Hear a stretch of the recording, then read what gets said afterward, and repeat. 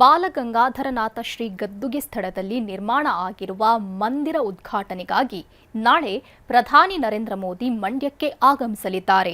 ನಾಗಮಂಗಲದ ಆದಿಚುಂಚನಗಿರಿಯಲ್ಲಿ ದ್ರಾವಿಡ ಶೈಲಿಯಲ್ಲಿ ನಿರ್ಮಿಸಿರುವ ಭೈರವೈಕ್ಯ ಮಂದಿರವನ್ನ ಉದ್ಘಾಟನೆ ಮಾಡಲಿದ್ದಾರೆ.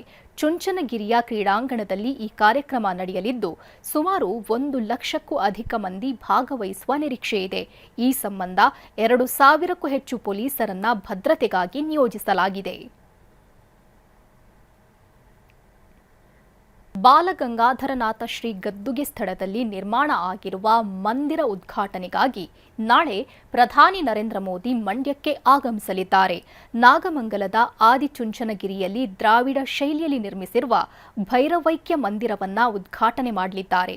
ಚುಂಚನಗಿರಿಯ ಕ್ರೀಡಾಂಗಣದಲ್ಲಿ ಈ ಕಾರ್ಯಕ್ರಮ ನಡೆಯಲಿದ್ದು ಸುಮಾರು 1 ಲಕ್ಷಕ್ಕೂ ಅಧಿಕ ಮಂದಿ ಭಾಗವಹಿಸುವ ನಿರೀಕ್ಷೆ ಇದೆ.